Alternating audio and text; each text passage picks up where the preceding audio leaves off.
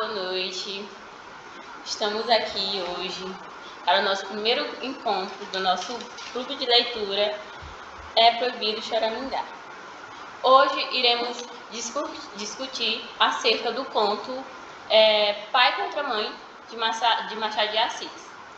Esse conto ele foi publicado no livro Relíquias da Casa Velha, de 1906, e ele é considerado um dos melhores contos da literatura brasileira. Ele foi escrito cerca de 18 anos após o fim da escravidão no Brasil. Narrado em terceira pessoa, ele ocorre no Rio de Janeiro, nos fins do Segundo Império. Certo. O pai contra a mãe, ele vai, ao longo do conto, a gente vai perceber que ele vai narrar a história de um pai de família e também de uma mãe, né, que lutam pelo mesmo objetivo, digamos assim.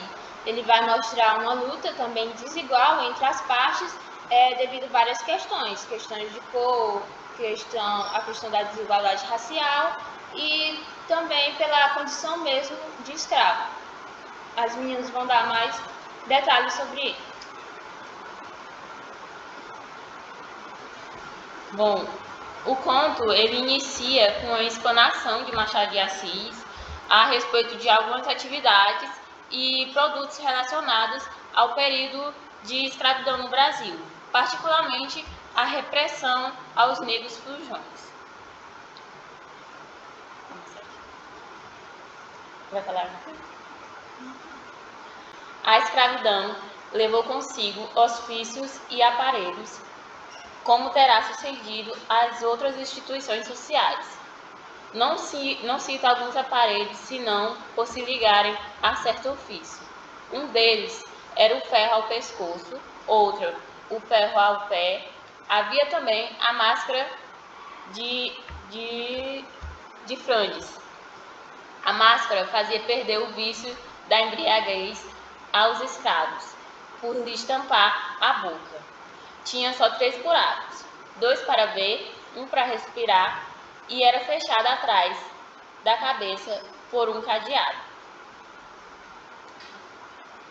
Com o vício de beber, perdiam a tentação de furtar, porque geralmente era dos vinténs do Senhor que eles tiravam o que matar a sede. E aí ficavam 2 pecados extintos, e a sobriedade e a honestidade certas. Eu queria destacar aqui nesse trecho, né, que de início a gente já tem uma atmosfera bem pesada e cruel, né, porque a gente está falando de um período muito, digamos assim, que brutal na história do Brasil, né, que foi o período da escravidão, que durou muito tempo.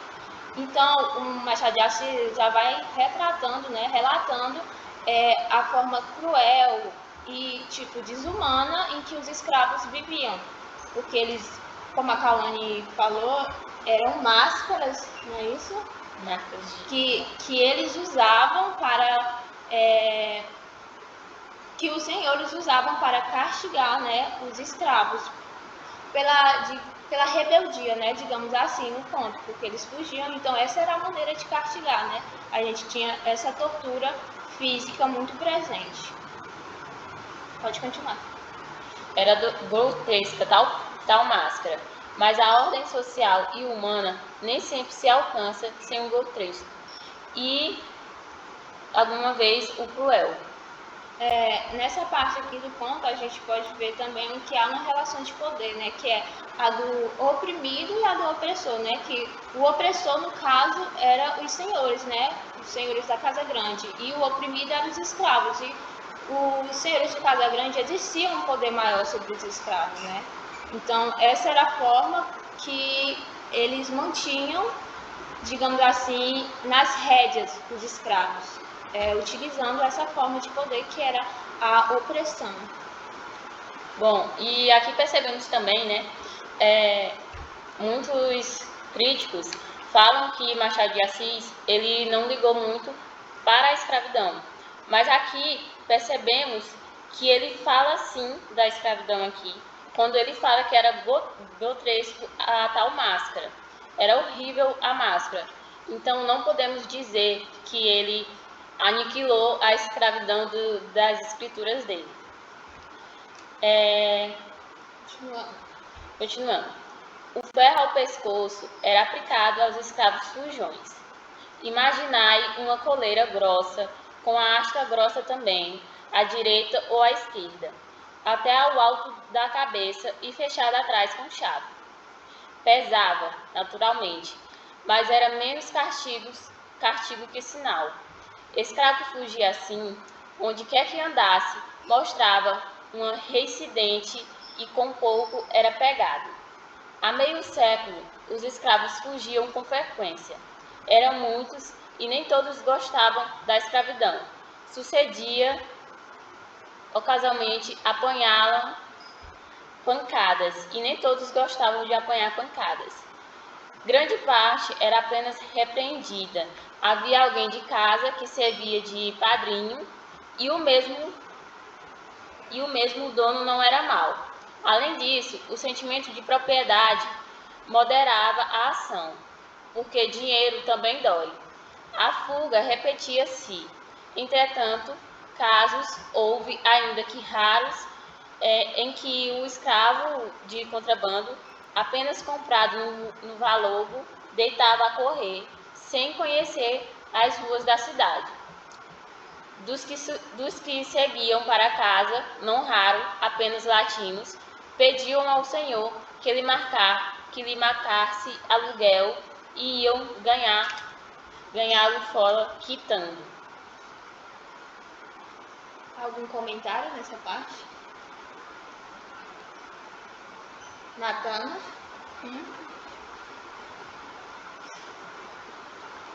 Quem perdia um escravo por fuga dava algum dinheiro a quem lhe levasse. Punha anúncio nas folhas públicas com os sinais do fugido, o nome, a roupa, o defeito físico, se tinha, o bairro por onde andava e a quantia gratificação. Quando não viam a quantia, vinham promessas generosas, ou receberá uma boa gratificação. Muita vez o anúncio trazia em cima ou ao lado uma vinheta, figura de preto, descalço, correndo, vara ao ombro e na ponta uma trouxa, protestando-se com todo o rigor da lei contra quem o assaltasse. Fazendo uma pequena observação aqui que eu não tinha prestado atenção antes lendo o conto, é que o retrato do negro, né, o retrato falado, era como se ele fosse realmente um bandido. Se prestarmos atenção aí, é narrado que o negro nos seus mínimos detalhes, cor da pele, tudo bem detalhadinho mesmo, como se ele fosse realmente um bandido, sendo que a gente está falando de um período que é 18 anos após a escravidão. O negro já não era mais um objeto na mão dos seus senhores. O que a gente pode ver também é que tem um conflito, né, no conto, que é o pai contra a mãe, que no caso é a classe contra classe. Em Pai contra a Mãe de Machado de Assis, ele registra a bárbare da escravidão e a luta pela sobrevivência no Brasil do Império. Além disso, ele mostra a relação social das três classes de população que constituiu o Brasil da época: o latifundiário, que no caso é o senhor, o homem, o livre, mais pobre o escravo.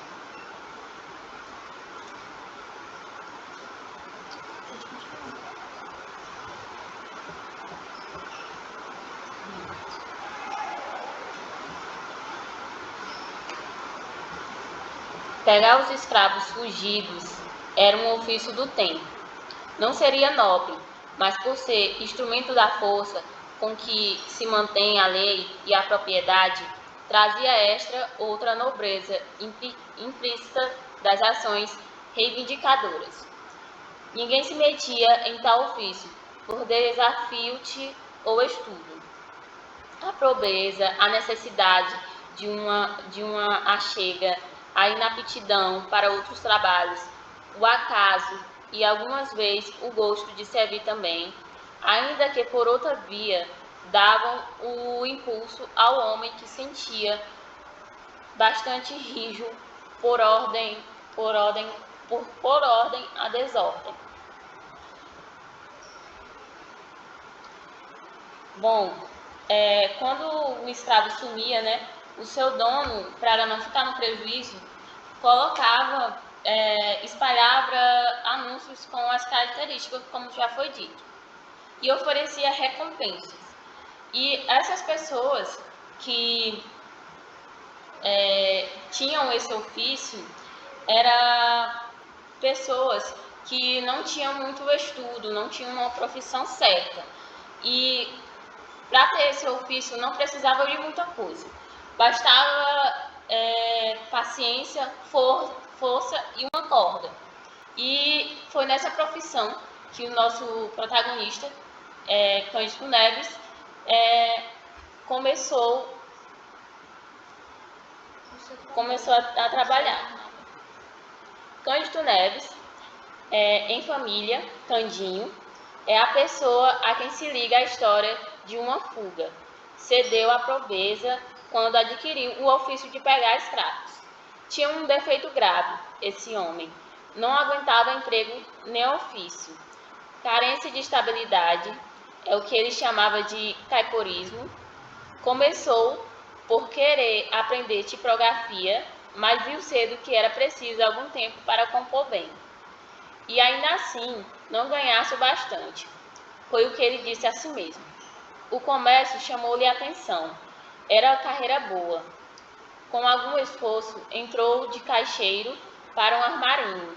A obrigação, porém, de atender e servir a todos, feria-o na corda do orgulho.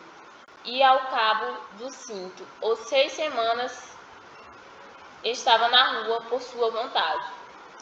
Fiel de cartório, continuou de uma repartição anexa ao Ministério do Império, carteiro e outros empregos foram deixados depois de obtidos.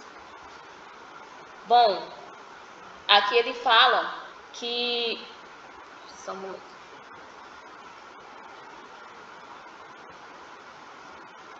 ele tinha um defeito grave, né, de não aguentar em nenhum emprego. Eu creio que por não aguentar servir a alguém, mas Cândido, ele não percebe que ao capturar o negro, ele e o escravo estão servindo aos senhores. Então, de todo jeito, ele tem que servir a um senhor maior. Quando veio a paixão da moça Clara, não tinha ele mais que dívidas, ainda que poucas, porque morava com um primo, entalhador de ofício. Depois de várias tentativas para obter emprego, resolveu adotar o ofício do primo, de que, aliás, já tomara algumas lições. Não lhe custou apanhar outras, mas, querendo aprender depressa, aprendeu mal.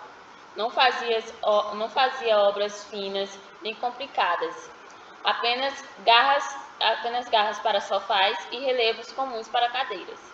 Queria ter em que trabalhar quando casasse, e o casamento não se demorou muito. Contava 30 anos, Clara 22.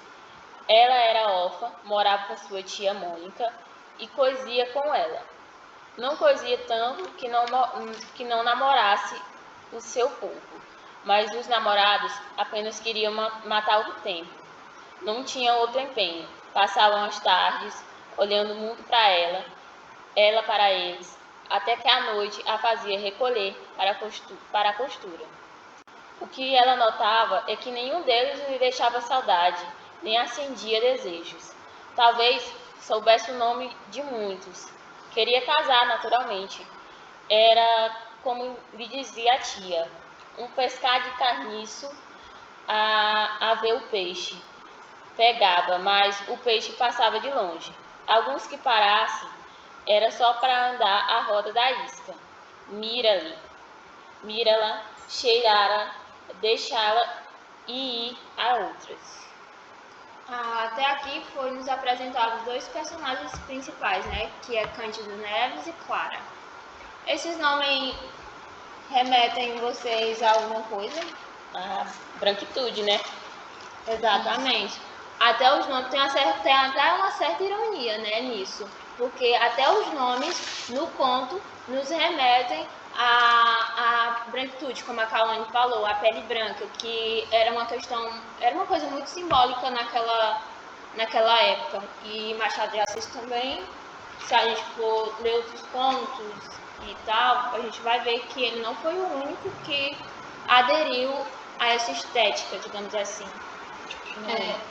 Cândido Neves, o Candinho da intimidade da família, é o que pode parecer, ele era branco, no inusitado nome.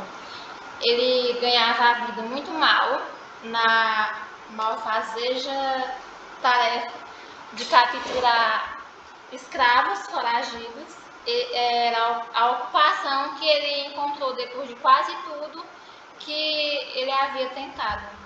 Porque na verdade ele tenta muito serviço, só não consegue se formar em nenhum.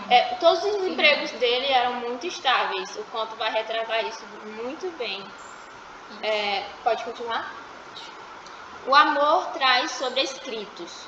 Quando a moça viu Cândido Neves, sentiu que era este o possível marido, o marido verdadeiro e único. O encontro deu-se em um baile. Tal foi, para lembrar o primeiro ofício do namorado. Tal foi a página inicial daquele livro, que tinha de sair mal composto e pior, broxado. O casamento fez-se 11 meses depois, e foi a mais bela festa das relações dos noivos. Amigas de Clara, menos por amizade que por inveja, tentaram arredá-la do passo que ia dar. Não negavam a gentileza do noivo, nem o amor que lhe tinha, nem ainda algumas virtudes. Diziam que era dado em demasia a patuscadas.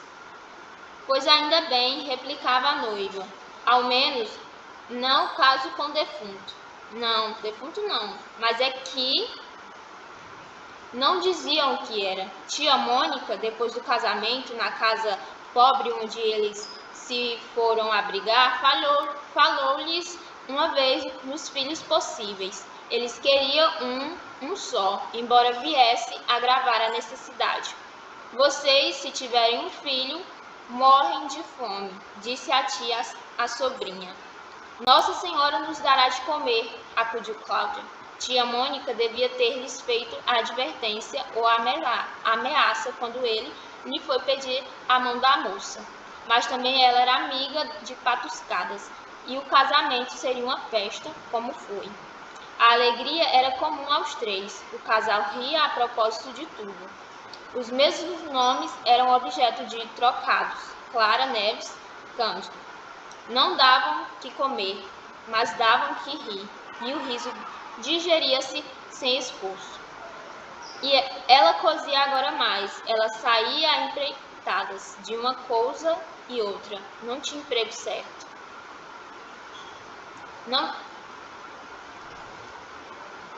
nem por isso, tá certo isso? Nem por isso abriam mão do filho. O filho é que, não sabendo daquele desejo específico, deixava-se estar escondido na eternidade. Um dia, porém, deu sinal de si a criança, varão ou fêmea, era o fruto abençoado que viria trazer ao casal a suspirada aventura. Tia Mônica ficou desorientada. Cândido e Clara riram dos seus sustos. Deus nos há de ajudar, titia, insistia a futura mãe. A notícia correu de vizinhança a vizinhança. Não houve mais que espreitar a aurora do dia grande. A esposa trabalhava agora com mais vontade, e assim era preciso, uma vez que, além das costuras pagas, tinha de ir fazendo com retalhos o enxoval da criança. A força de pensar nela vivia já com ela. Media-lhe fraldas, cosia-lhe camisas. A porção era escassa, os intervalos longos. Tia Mônica ajudava, é certo. ainda que de má vontade. Vocês verão a triste vida, suspirava ela. Mas as outras crianças não nascem também? Perguntou Clara. Nascem e acham sempre alguma coisa certa que comer, ainda que pouco. Certa como? Certa, um emprego, um ofício, uma ocupação. Mas em que é que o pai dessa infeliz criatura que aí vem gasta o tempo? Cândido Neves, logo que soube daquela advertência, foi ter com a tia. Não áspero, mas muito menos manso do que de costume. E lhe perguntou se já algum dia deixara de comer. Ele ficou bravo. A gente pode ver no conto que a tia ela acabou concordando com o casamento, porque eles poderiam se arranjar de algum modo e também porque ela gostava muito de festas. E também o motivo a preocupação que ela tinha com a chegada do filho, né, do casal, era porque ela se preocupava como que eles fariam para sustentar a criança. A senhora ainda não jejuou, senão pela Semana Santa. E isso mesmo quando não quer jantar comigo. Nunca deixamos de ter o nosso bacalhau. Bem sei, mas somos 3, seremos 4. Não é a mesma coisa. Que quer então que eu faça, além do que faço? Alguma coisa mais certa. Vejo o marceneiro da esquina, o homem do armarinho, o tipógrafo. É isso? Tipógrafo, que casou sábado. Todos têm um emprego certo. Não fique zangado, não digo que você seja vadio, mas a ocupação que escolheu é vaga. Você passa semanas sem vintém. Sim, mas lá vem uma noite que compensa tudo, até de sobra. Deus não me abandona, e preto fugido sabe que comigo não brinca. Quase nenhum resiste. Muitos entregam-se logo. Tinha glória nisto, falava da esperança como de capital seguro. Daí a pouco ria e fazia rir a tia, que era naturalmente alegre e previa uma patuscada no batizado.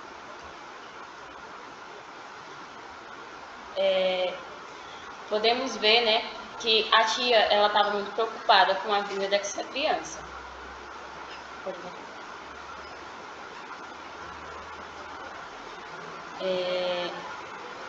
A tia, né, ela, digamos que ela estava um pouco chateada com a vida dessa criança, porque sabia que a situação já estava difícil e que iria piorar mais ainda. Ela fala que, para ele não ficar zangado, né, que não era chamando ele de vadio, mas de certa forma ela estava assim chamando ele de vadio, porque ele não tinha um emprego fixo. E Tanto este emprego atual que ele tinha, quanto os outros eram todos instáveis.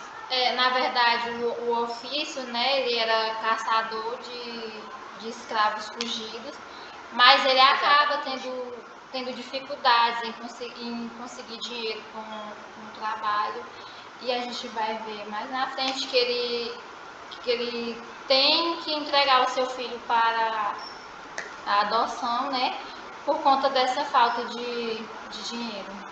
Sem spoilers. né? E a tia, por um lado, ela fica triste com a vida da criança, mas por outro ela fica alegre por conta que ela é muito festeira, ela gosta muito da folia. E ela fica alegre exatamente só de imaginar a festa de batizado da criança. Cândido Neves, mais algum comentário? É igual eu falei, né? Que era o motivo dela ter aceitado o casamento, né? Porque realmente ela gosta. Será que ela gostava de festejar, minha gente? A ladeira.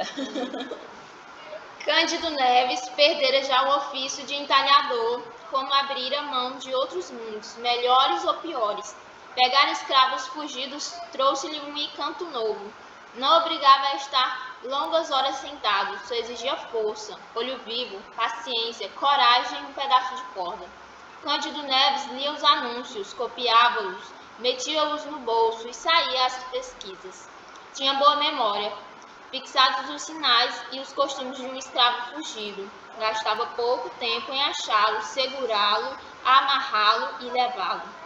A força era muita, a agilidade também. Mas de uma vez, a uma esquina, conversando de coisas remotas, via passar um escravo como os outros e descobria logo que ia fugido.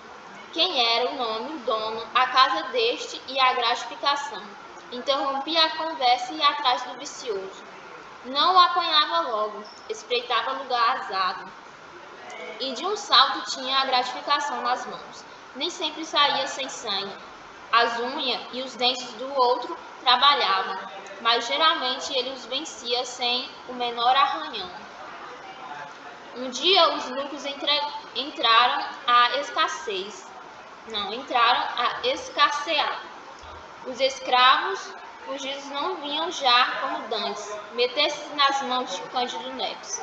Havia mãos novas e hábeis. Como o negócio crescesse, mais de um desempregado pegou em si e numa corda, foi aos jornais, copiou anúncios e deitou-se à caçada. No próprio bairro havia mais de um competidor. Quer dizer que as dívidas de Cândido Neves começaram de subir, sem aqueles pagamentos prontos ou quase prontos dos primeiros tempos. A vida fez-se difícil e dura. Comia-se fiado e mal, comia-se tarde. O senhorio mandava pelos aluguéis. Clara não tinha sequer tempo de remendar a roupa ao marido. Tanta era a necessidade de coser para fora. Tia Mônica ajudava a sobrinha, naturalmente. Quando ele chegava à tarde, via-se-lhe pela cara que não trazia vintém. Jantava e saía outra vez, à cata de algum fugido. Já lhe sucedia, ainda que raro, enganar-se de pessoa e pegar um escravo fiel que ia a serviço de seu senhor. Tal era a cegueira da necessidade. Certa vez capturou um preto livre. Desfez-se em desculpas, mas recebeu grande soma de murros que lhe deram os parentes do homem. É o que lhe faltava, exclamou a tia Mônica, ao vê-la entrar e depois de ouvir narrar o equívoco de suas consequências. Deixe-se disso, Candinho. Procure outra vida, outro emprego. Podemos ver o desespero, né, do Candinho nessa parte. Realmente. De procurar tanto, até encontrar um preto livre, que eu tenho certeza que esse preto livre, ele estava vestido diferente dos escravos, mas pela mente dele, só dele ser negro, ele poderia estar fugindo. Exatamente. Cândido quisera efetivamente fazer outra coisa, não pela razão do conselho, mas por simples gosto de trocar de ofício. Seria um modo de mudar de pele ou de pessoa. O pior é que não achava a mão negócio que aprendesse depressa. A natureza ia andando, o feto crescia, até fazer-se pesado a mãe antes de nascer. Chegou o 8º mês de angústias e necessidades, menos ainda que o 9º, cuja narração dispenso também. Melhor é dizer somente os seus efeitos. Não podiam ser mais amargos. Não, tia mãe, bradou Candinho, recusando um conselho que me custa escrever, quanto mais ao pai ouvido. Isso nunca. Foi na última semana do derradeiro mês que a tia Mônica deu ao casal o conselho de levar a criança que nascesse à roda dos enjeitados. Em verdade, não podia haver palavra mais dura de tolerar 2 jovens pais que espreitavam a criança, para beijá-la, guardá-la, vê-la rir, crescer, engordar por lá. Enjeitar o quê? Enjeitaram como? Candinho arregalou os olhos para a tia e acabou dando um murro na mesa de jantar. A mesa, que era velha e desconjuntada, esteve quase a se desfazer inteiramente. Clara interveio. Titia, não fala por mal, Candinho. Por mal, replicou tia Mônica. Por mal ou por bem, seja o que for, digo que é melhor que vocês podem fazer. Vocês devem tudo. A carne e o feijão vão faltando. Se não aparecer algum dinheiro, como é que a família há de aumentar? E depois, há tempo. Mais tarde, quando o senhor tiver a vida mais segura, os filhos que vierem serão recebidos com o mesmo cuidado que este ou maior. Este será bem criado, sem lhe faltar nada, pois então a roda é alguma praia ou monturo. Lá não se mata ninguém, ninguém morre à toa, enquanto que aqui é certo morrer, se viver a míngua. Enfim. Bom, a roda dos dejeitados é onde os pais, né, abandonavam os seus filhos, colocavam a criança na roda, rodava e no outro lado teria um orfanato, uma igreja e ali mantinha a descrição dos pais.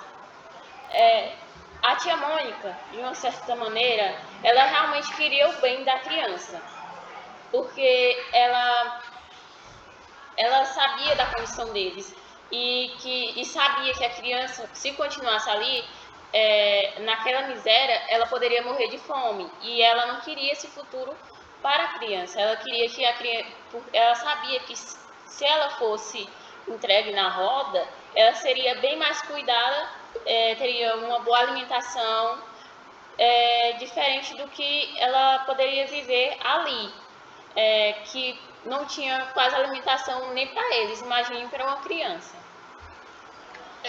Essa roda dos enjeitados, ela recebia crianças de qualquer cor e preservava o anonimato dos pais.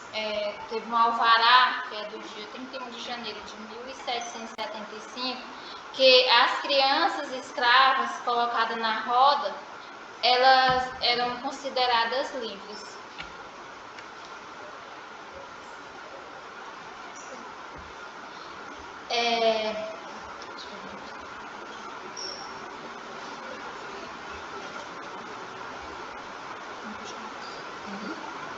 Tia Mônica terminou a frase com um gesto de ombros, deu as costas e foi meter-se na alcova. Tinha já insinuado aquela solução, mas era a primeira vez que eu fazia com tal franqueza e calor. Crueldade se prefere. Clara estendeu a mão ao marido, como a amparar-lhe o ânimo.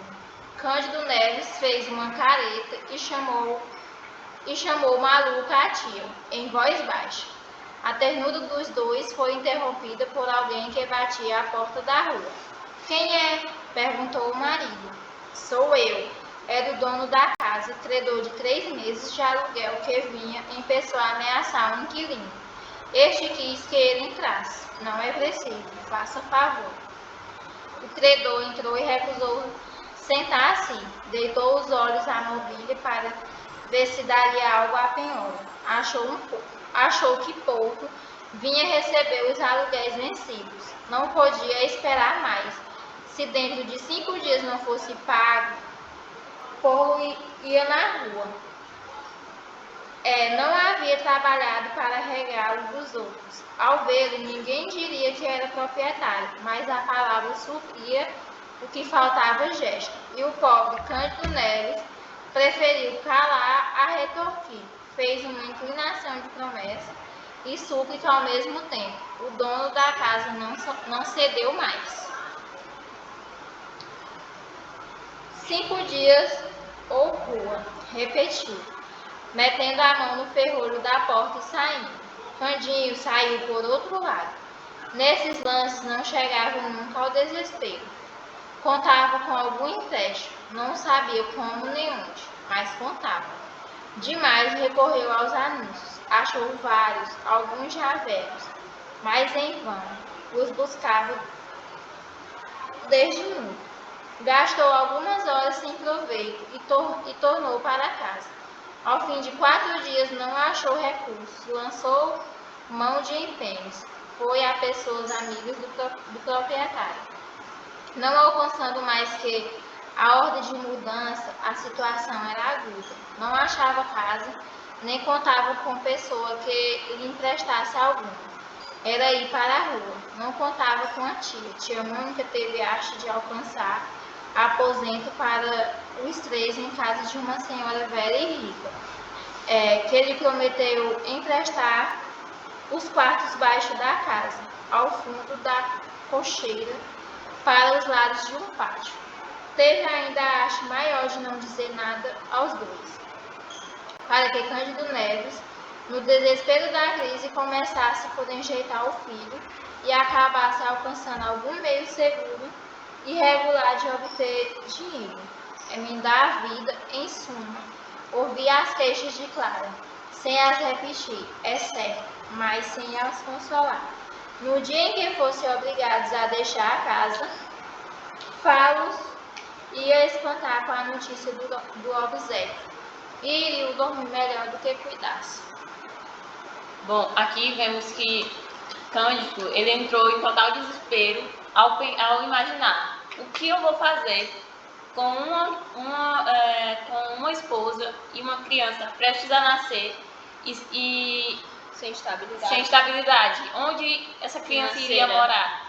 E ele correu atrás de empréstimos, mas quem iria emprestar uma quantia de dinheiro para uma pessoa que não tem um emprego fixo? Eu acho que ninguém, né? Ninguém. Ele correu até atrás de pessoas próximas ao dono da casa para pedir que ele desse mais tempo, mas isso foi tudo em vão. Só o agiota. E não agiota, por que ele ia pagar? Ele não tinha nada nem para piorar. Assim sucedeu. Postos fora de casa, passaram ao aposento de favor. E 2 dias depois, nasceu a criança. A alegria do pai foi enorme, e a tristeza também. Tia Mônica insistiu em dar a criança à roda. Se você não a quer levar, deixe isso comigo. Eu vou à rua dos Barões. Cândido Neves pediu que não, que esperasse, que ele mesmo a levaria. Notai que era um menino e que ambos os pais desejavam justamente este sexo. Mal lhe deram algum leite, mas como chovesse à noite, assentou o pai levá-lo à roda na noite seguinte. Naquele reviu todas as suas notas de escravos fugidos. As gratificações, pela maior parte, eram promessas. Faremos uma pausa, pessoal. Só um instante.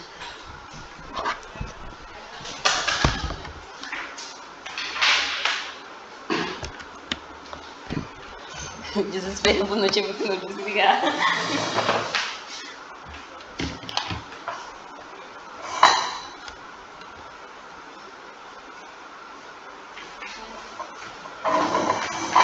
Não tá carregando, essa tomada não presta. Vamos segurar isso? Vamos.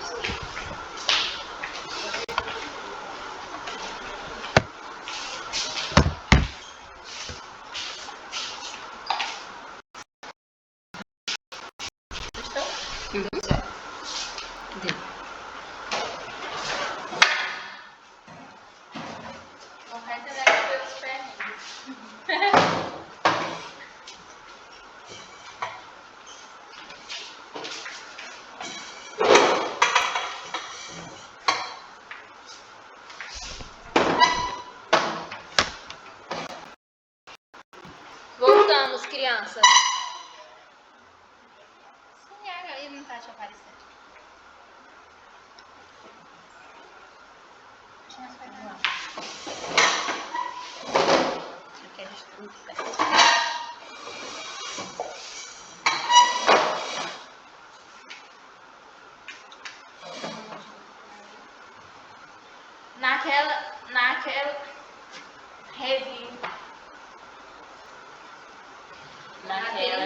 Naquela reviu todas as suas notas De escravos fugidos. Naquela reviu todas as suas notas de escravos fugidos. As gratificações, pela maior parte, eram promessas. Algumas traziam a soma escrita e escassa, uma, porém, subia a 100.000 réis. Tratava-se de uma mulata. Vinham indicações de gesto e de vestido. Cândido Neves andara a pesquisá-la,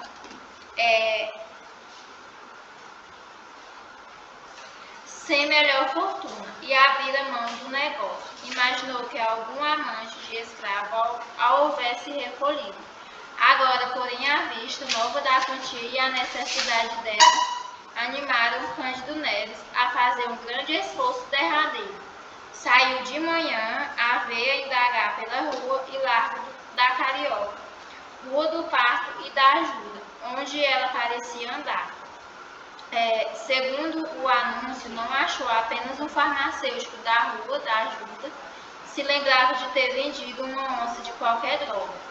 3 dias antes, a pessoa que tinha os sinais indicados, Cândido Neves, parecia falar com o dono da escrava e agradeceu fortemente a notícia. Não foi mais feliz com outros fugidos de gratificação incerta ou barata. No caso, seria salvação para Candinho.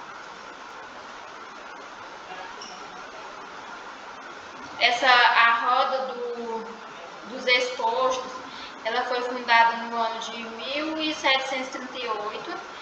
A Casa dos Expostos era uma instituição de recepção de crianças e cujo objetivo para evitar o infanticídio ou o abandono de recém-nascidos em locais que fornecessem risco às suas vidas.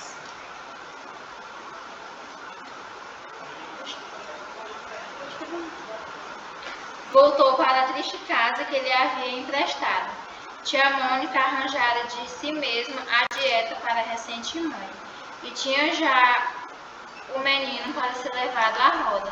O pai, não obstante o acordo feito, mal pôde esconder a dor do espetáculo.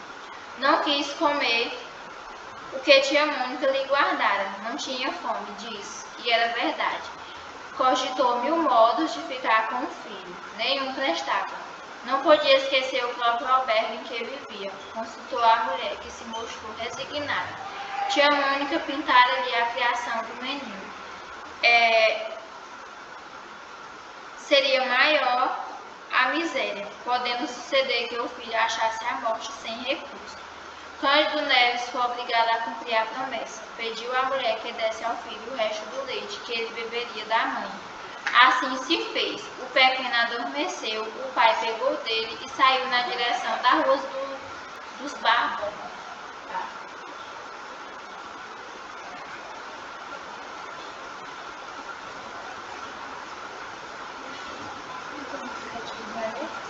Não, pode continuar. Que pensasse mais de uma vez em voltar para casa com ele. É certo, não menos certo, o que o agasalhava muito, que o beijava, que cobria o rosto para preservá-lo do sereno. Ao entrar na rua do Guarda-Velha, Cândido Neves começou a afrouxar o passo. Hei de entregá-lo o mais tarde que puder, murmurou ele, mas não sendo a rua infinita ou sequer longa, viria a acabá-la. Foi então que lhe ocorreu entrar por um dos becos que ligavam aquela rua da Ajuda. Chegou ao fim do beco e, indo a dobrar à direita, na direção do Largo da Ajuda, viu do lado oposto um vulto de mulher. Era a mulata fugida. Não dou aqui a comoção de Cândido Neves, por não poder o fazer com a intensidade real. Um adjetivo baixo, digamos enorme. Descendo, a mulher desceu, ele também. A poucos passos estava a farmácia, onde obtivera a informação que referia acima. Entrou, achou o farmacêutico, pediu-lhe a fineza de guardar por um instante. Viria buscá-la sem falta.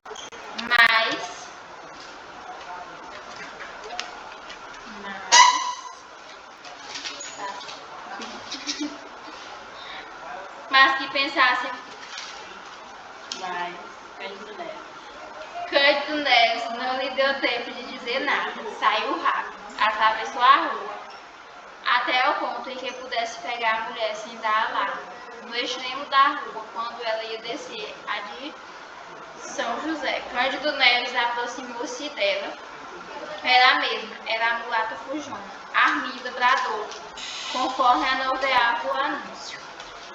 Arminda voltou-se em cuidar a malícia. Foi só quando ele, tendo tirado um pedaço de porta da algibeira, pegou dos braços da escrava, que ela compreendeu e quis fugir. Era já impossível. Cândido Neves, com as mãos robustas, atava-lhe os pulsos e dizia que andasse. A escrava quis gritar, parece que chegou a soltar alguma voz, mais alta que de costume, mas entendeu logo que ninguém viria libertá-la, ao contrário. Pediu então que a soltasse, pelo amor de Deus. Estou grávida, meu senhor, exclamou. Se vossa senhoria tem algum filho, peço-lhe por amor dele que me solte. Eu serei sua escrava. Vou servi-la pelo tempo que quiser. Me solte, meu senhor moço. Siga, repetiu Cândido Neves. Me solte. Não quero demoras. Siga. Cruel, desumano. Bom, aqui vemos duas vidas aparentemente isoladas, mas semelhantes. Semelhantes na parte apenas do amor pelo filho.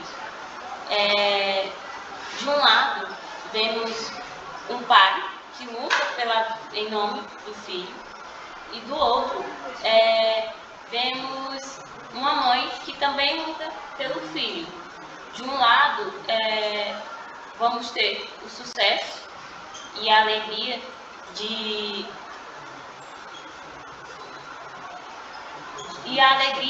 Cândido, né? Porque ao encontrar Arminda, ele praticamente se salvou a vida do seu filho, porque ele não será mais preciso ele colocar ele na roda. E pelo outro lado, vemos o insucesso e a desgraça da Arminda, que não pôde continuar sua fuga e salvar a vida do seu filho.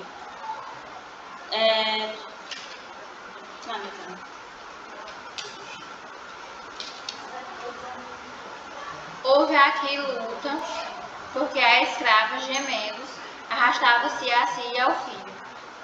Quem passava ou estava à porta de uma loja, compreendia o que era e naturalmente não acudia. Arminda ia alegando que o senhor era muito mau e provavelmente castigaria com açoutes, coisa que, no estado em que ele estava, seria pior de sentir. Com certeza, ele lhe mandaria dar açoutes. Você é que tem culpa. Quem lhe manda fazer filhos e fugir depois? Perguntou Cândido Neves. Não estava em maré de riso, por causa do filho que lá ficara na farmácia, à espera dele. Também é certo que não acostumava dizer grandes coisas.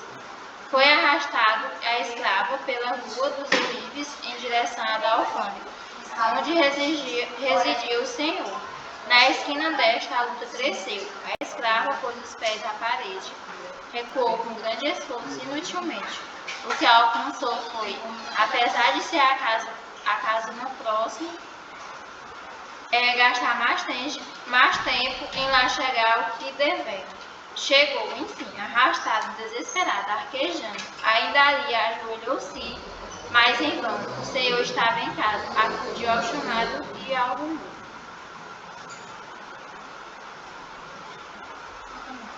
Aqui está a fujona, disse Cândido Neves. É ela mesma. Meu senhor, anda, entra. Arminda caiu no corredor. Ali mesmo o senhor da escrava abriu a carteira e o tirou os 100.000 réis de gratificação. Cândido Neves guardou as 2 notas de 50.000 réis, enquanto o senhor novamente dizia à escrava que entrasse. No chão, onde jazia levado no medo da dor e após algum tempo de luta e escrava, abortou. O fruto de algum tempo entrou sem vida neste mundo, entre os gemidos da mãe e os gestos de desespero do dono. Cândido Neves viu todo esse espetáculo. Não sabia que horas eram. Quaisquer que fosse, urgia correr à rua da ajuda. E foi o que ele fez sem querer conhecer as consequências do desastre.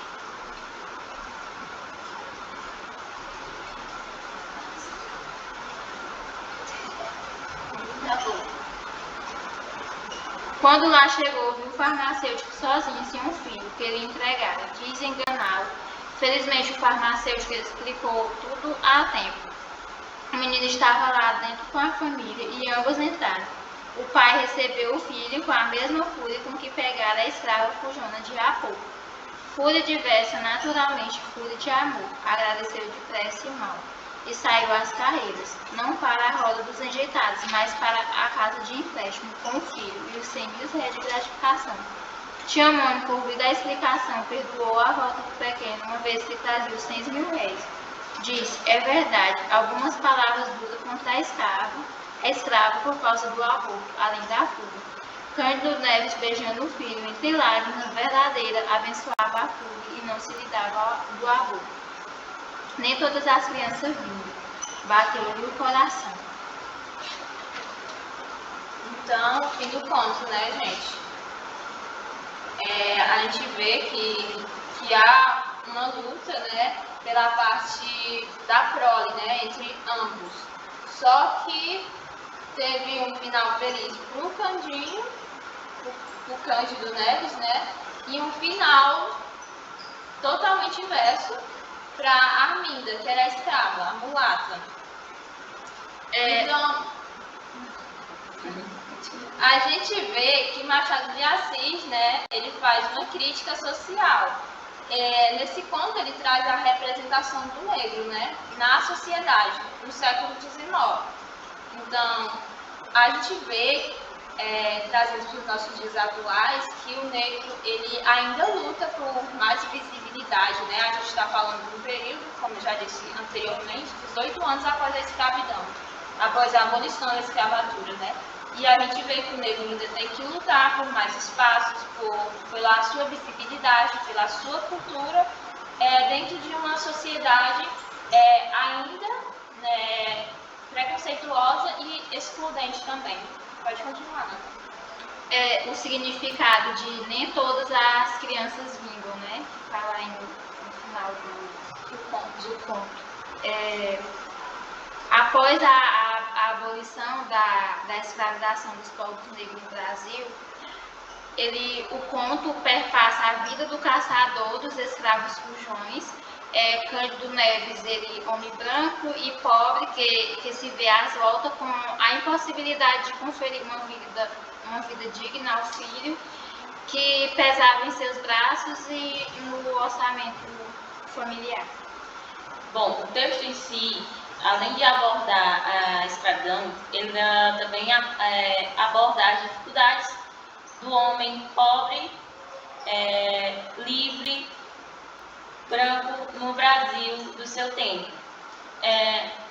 Em relação, né, à questão do aborto, que Cândido nem ligou, né? Bom, ali Cândido, se pondo no lugar de Cândido, ele tinha duas opções: ou abrir mão do seu filho, ou abrir mão de um escravo, que ele não tinha nenhum parentesco. Aí eis a questão. Cândido, ao entregar a escrava, ele não sabia ao certo se a escrava estava falando mesmo a verdade, se a escrava iria abortar ou não. Mas eu creio que mesmo ele sabendo, mesmo assim ele iria entregar a escrava, porque a vivência com seu filho estava ali na mão dele.